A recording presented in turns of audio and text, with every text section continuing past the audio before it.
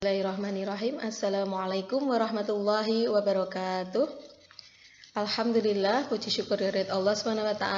Kita dipertemukan lagi di pembelajaran IPA untuk materi perkembangbiakan tumbuhan secara vegetatif. Kemarin kita sudah belajar tentang perkembangbiakan secara generatif. Sekarang saatnya kita untuk belajar tentang perkembangbiakan vegetatif pada tumbuhan. Masih ingatkah kalian apa itu perkembangbiakan vegetatif pada tumbuhan? Iya, perkembangbiakan vegetatif pada tumbuhan adalah perkembangbiakan tanpa melalui proses perkawinan. Nah, di sini dibagi menjadi dua, yaitu vegetatif alami dan vegetatif buatan. Apa itu vegetatif alami?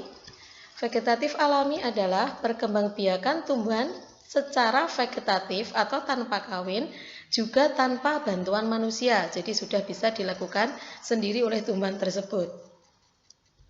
Berikutnya, vegetatif buatan adalah perkembangbiakan tumbuhan dengan vegetatif dengan bantuan manusia. Jadi ada campur tangannya manusia sehingga dia bisa melakukan perkembangbiakan secara vegetatif, disebut vegetatif buatan. Nah, mari kita pelajari satu persatu dari mulai perkembangbiakan vegetatif tumbuhan secara alami. Yang pertama adalah tunas.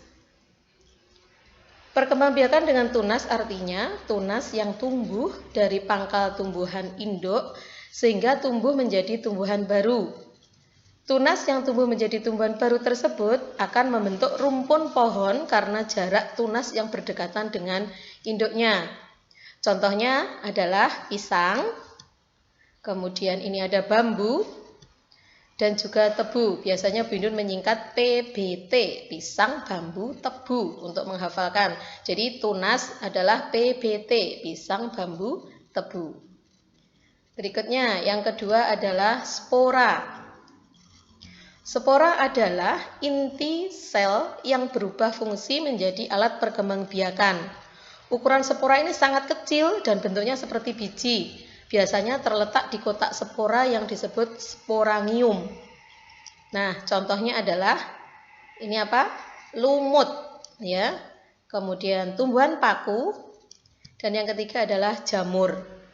Bu Indun biasa untuk menghafalkan contoh dari spora adalah LPG, bukan tabung gas loh ya, tapi LPG, lumut, paku-pakuan, dan jamur. Oke, itu adalah spora. Berikutnya adalah umbi batang. Umbi batang adalah batang yang tumbuh di dalam tanah dan ujungnya menggembung membentuk umbi untuk menyimpan cadangan makanan. Kemudian biasanya cadangan makanan ini berupa zat tepung. Contohnya adalah ubi jalar, kemudian kentang, dan gembili. Untuk menghafal, memudahkan menghafal, Bu Indun biasanya menyingkat UKG. Apa itu UKG? Ubi jalar, kentang, dan gembili. Ini umbi batang. Berikutnya yang keempat adalah umbi lapis. Umbi lapis merupakan batang di dalam tanah yang tertutup lapisan daun berdaging. Bentuknya berlapis-lapis, letak buku-bukunya sangat rapat. Umbi baru akan tumbuh dari mata tunas yang terdapat di sela-sela daun atau ketiak daun, atau yang biasa dinamakan siung. Nah, ini contohnya adalah bawang merah, kemudian ada bawang putih, bawang bombay, bunga bakung, dan bunga tulip. Ini Bu Indun biasanya menyingkatnya 5B. Jadi ada huruf 5B yang di depannya, bawang merah, bawang putih, bawang bombay, bunga bakung, dan bunga tulip. Ini adalah contoh dari umbi lapis. Berikutnya yang kelima adalah umbi akar. Umbi akar merupakan akar yang membesar dan mengandung cadangan makanan. Contohnya adalah bunga dahlia. Kemudian ada wortel, kemudian ada singkong, dan ada lobak. Ketiga tumbuhan ini, wortel, lobak, kemudian singkong, ini bisa dijadikan alat perkembangbiakan jika ditanam bersama pangkal batangnya. Jadi kalau hanya menanam bagian umbi akarnya saja tidak akan tumbuh.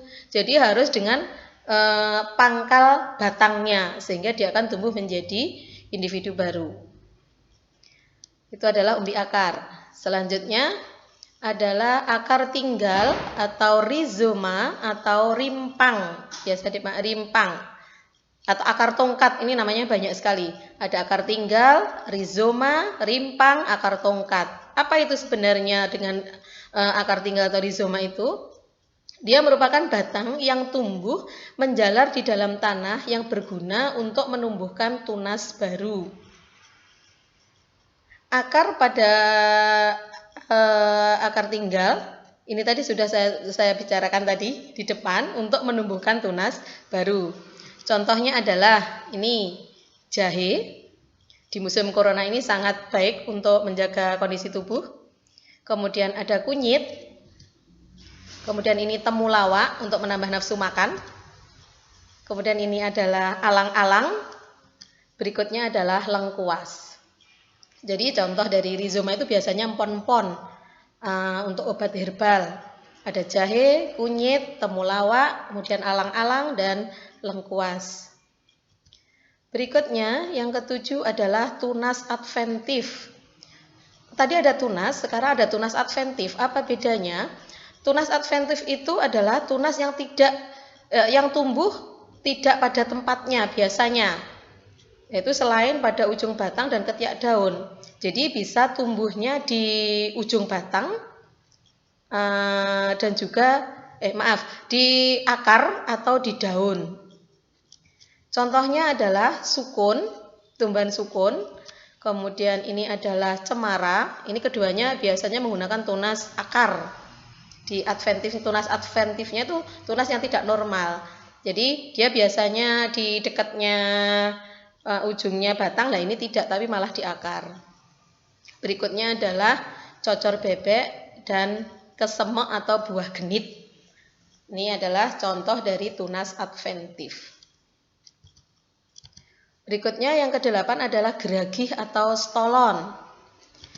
Geragih atau stolon adalah batang yang tumbuh menjalar atau mendatar, bisa di bawah maupun di atas permukaan tanah. Pada ruas-ruas batang terdapat akar yang akan tumbuh menjadi tunas baru. Nah, tunas-tunas baru yang terbentuk itu akan tumbuh menjadi tumbuhan baru yang bergantung pada induknya. Contohnya adalah stroberi. Ini gambar apa? Semanggi. Kemudian ini ada pegagan atau antanan. Berikutnya ini adalah rumput teki. Dan yang ini adalah rumput gajah. Jadi contoh dari geragih atau stolon adalah stroberi, semanggi, pegagan atau antanan, kemudian ada rumput teki dan rumput gajah. Nah, itu tadi adalah 8 cara perkembangbiakan vegetatif secara alami pada tumbuhan. Berikutnya kita lanjutkan dengan perkembangbiakan vegetatif buatan. Perkembangan vegetatif buatan itu adalah apa tadi? Dengan bantuan manusia. Jadi ada campur tangannya manusia. Nah, ini ada dua. Kita kategorikan dua macam, yaitu tanpa perbaikan sifat. Maksudnya, jadi yang individu baru yang dihasilkan itu sama persis dengan induknya. Kemudian yang kedua dengan perbaikan sifat, karena manusia biasanya kan memiliki keinginan untuk mendapatkan sifat yang lebih unggul dari tanaman tersebut. Jadi ada dua macam, ada tanpa perbaikan sifat dan ada dengan perbaikan sifat. Yang pertama dengan perbaikan sifat itu contohnya mencangkok. Kemudian ada stek. Dilanjutkan merunduk, dan yang terakhir ini adalah teknologi di dunia pangan, kultur jaringan. Sedangkan yang dengan perbaikan sifat, ini ada dua, okulasi atau menempel, kemudian mengenten atau menyambung. Yuk kita pelajari satu persatu, mulai dari yang tanpa adanya perbaikan sifat. Sudah siap? Oke. Yang pertama, yang tanpa perbaikan sifat adalah mencangkok tadi. Ini biasanya mencangkok itu membuat cabang tanaman untuk berakar. Biasanya terjadi pada tumbuhan yang berkayu atau memiliki kambium. Caranya bagaimana? Nih yang pertama, pilih batang yang akan dicangkok, jangan batangnya yang lurus, jangan bengkok-bengkok, kemudian tidak terlalu tua, tidak terlalu muda. Kemudian dibersihkan atau dikuliti dan dibersihkan lendirnya kira-kira sepanjang 5-9 cm. Berikutnya, hasil keratannya tadi pada cadangan tersebut ditutup dengan tanah yang subur. Bisa dicampur juga dengan pupuk kandang. Bisa juga ditutup dengan sabut kelapa, juga bisa. Setelah itu dibungkus menggunakan plastik. Ini bisa juga dengan sabut kelapa. Setelah itu tunggu 1-2 bulan. Tapi jangan lupa disirami tiap pagi dan sore. Kalau menggunakan plastik berarti harus diberi lubang-lubang kecil di plastik tersebut agar ketika disiram bisa masuk ke dalam tanah sehingga tanahnya tetap lembab sehingga akan tumbuh akar.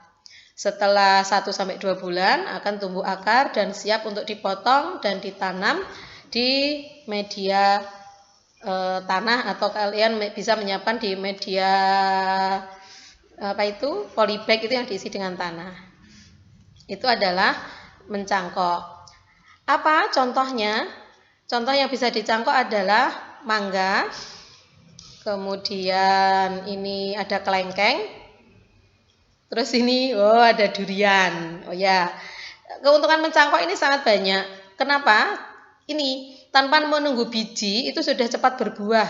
Terus sifatnya sama dengan induknya, pohonnya tidak terlalu tinggi. Coba kamu perhatikan ini, kelengkeng dan duriannya. Tidak tinggi, sudah bisa menghasilkan buah.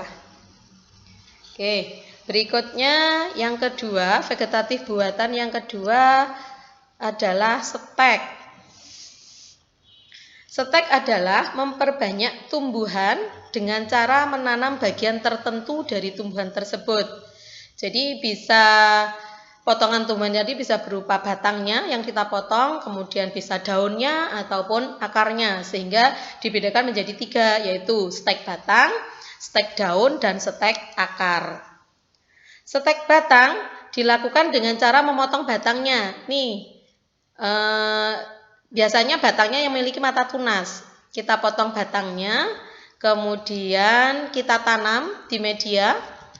Setelah beberapa lama akan tumbuh akar dan di mata tunas tadi akan tumbuh daun sehingga dia sudah hidup menjadi individu baru. Ini kalau stek batang. Kalau stek daun ya sama, tinggal memotong daunnya, kemudian ditaruh di media atau di tanah akan tumbuh menjadi individu baru. Demikian juga dengan akar.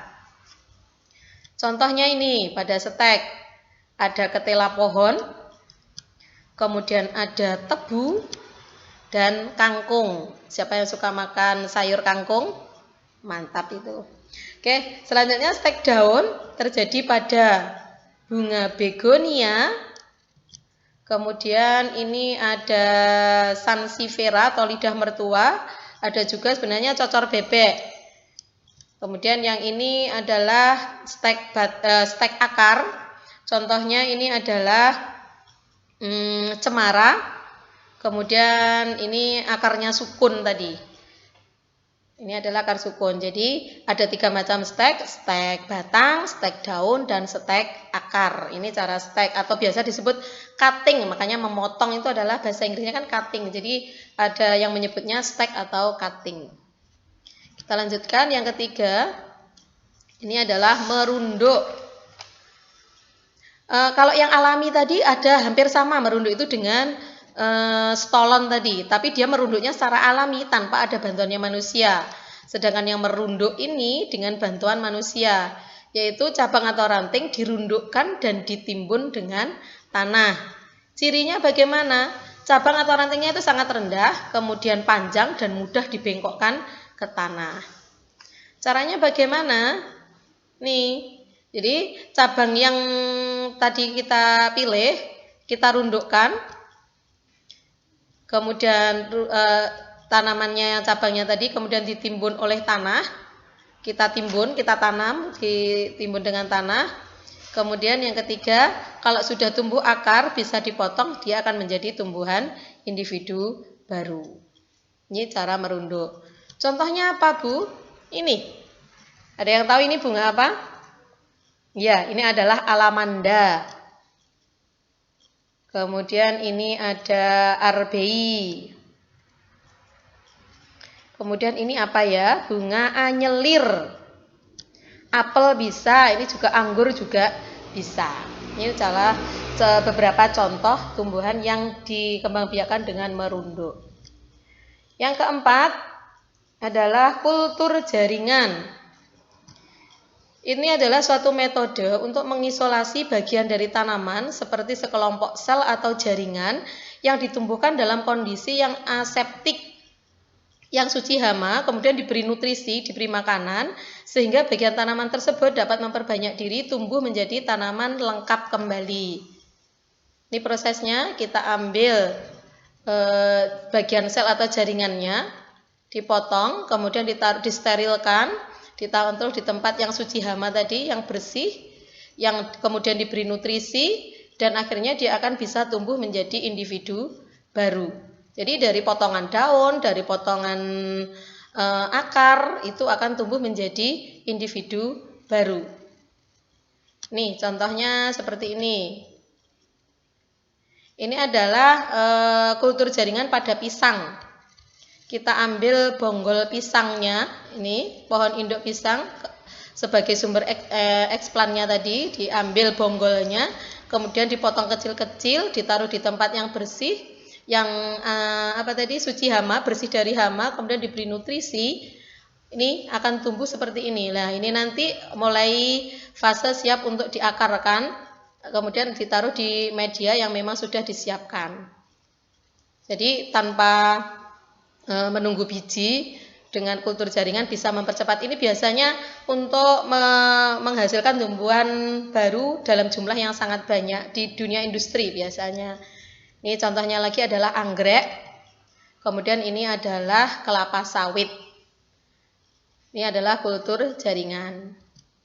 Berikutnya adalah perkembangbiakan vegetatif buatan dengan adanya perbaikan sifat tadi. Kalau yang 4 tadi, mencangkok, setek, merunduk, dan kultur jaringan, itu sama persis dengan induknya, individu barunya, sehingga tidak ada perbaikan sifat.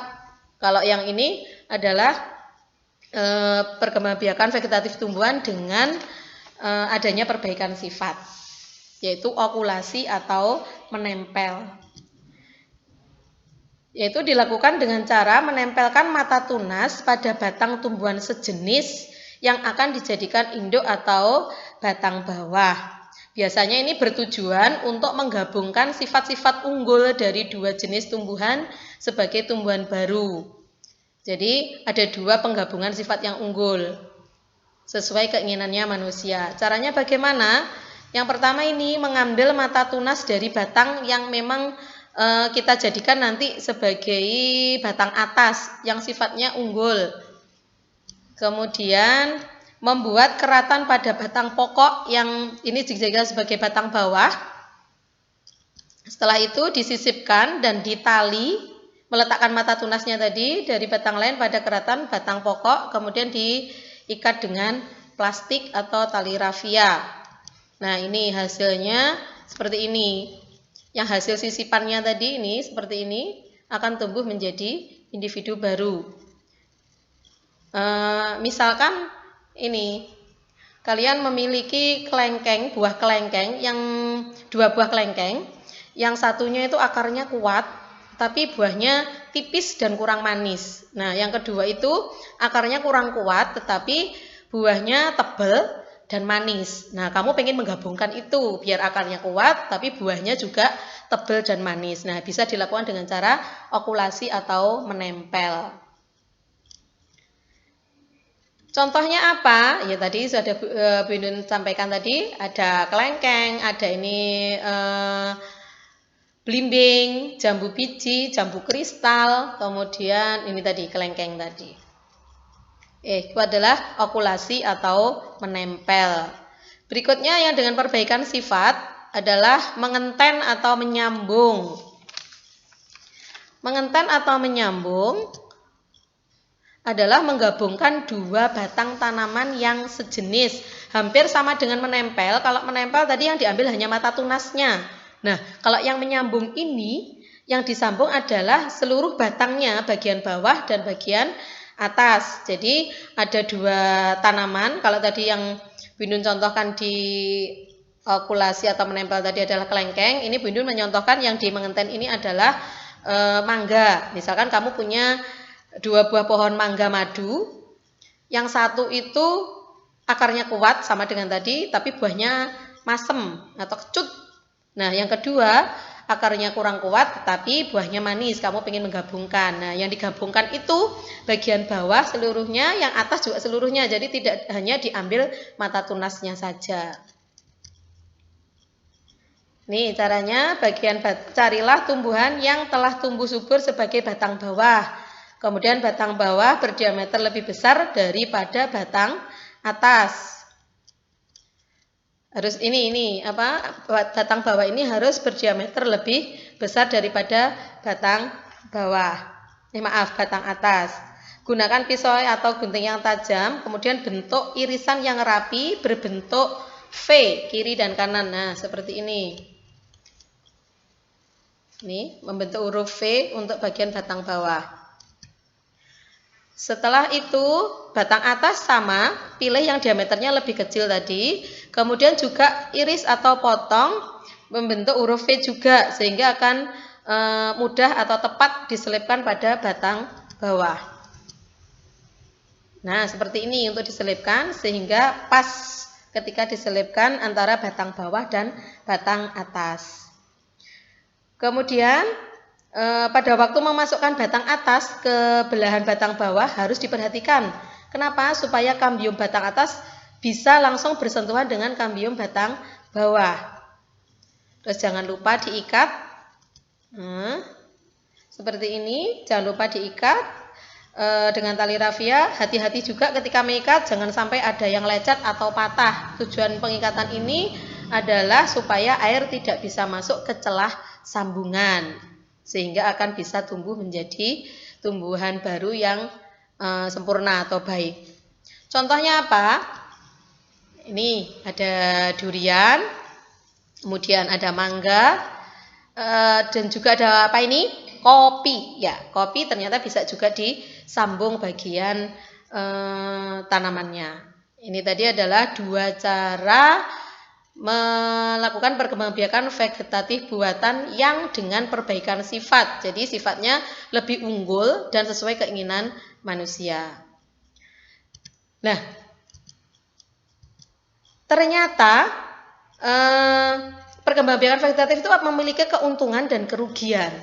Kira-kira keuntungannya ini, menghasilkan tanaman anakan yang serupa persis dengan tanaman induk. Kemudian menghasilkan tanaman anakan dengan lebih cepat, menghasilkan tanaman langka yang susah tumbuh dari benih. Jadi punya tumbuhan langka, tetapi tidak usah menunggu sampai bijinya ada, muncul, kita bisa melakukan perkembangbiakan. Jadi tidak akan menjadi langka lagi. Kemudian yang keempat, dapat mengendalikan kualitas yang dihasilkan, karena hasil individu barunya sama persis dengan induknya. Itu adalah beberapa keuntungan dari menanam perkembangbiakan secara vegetatif. Tapi kerugiannya apa? Ini, yang pertama, tidak ada keragaman genetik pada tanaman anakan. Tidak beragam, kecuali tadi yang kita membuat menyambung atau mengenten tadi masih bisa. Tapi kalau yang vegetatif tanpa perbaikan sifat itu tidak ada keragaman tanaman. Dan yang kedua, karena seragam semua. Yang kedua, tidak dapat menghasilkan varietas baru. Yang ketiga, akar tanamannya lemah karena dia biasanya berupa serabut, akarnya bukan akar tunggang sehingga akan mudah roboh. Dan yang keempat, ini dapat merusak tumbuhan induk. Jadi ketika kita melakukan vegetatif buatan harus hati-hati, memang benar-benar memilih tanaman yang bisa untuk dilakukan perkembangbiakan secara vegetatif buatan sehingga tidak mengganggu proses pertumbuhan tumbuhan induknya. Nah, itu tadi adalah beberapa keuntungan dan kerugian perkembangbiakan secara vegetatif buatan. Demikian penjelasan dari Bu Indun, semoga dapat dipahami dengan baik dan benar. Terima kasih. Wassalamualaikum warahmatullahi wabarakatuh.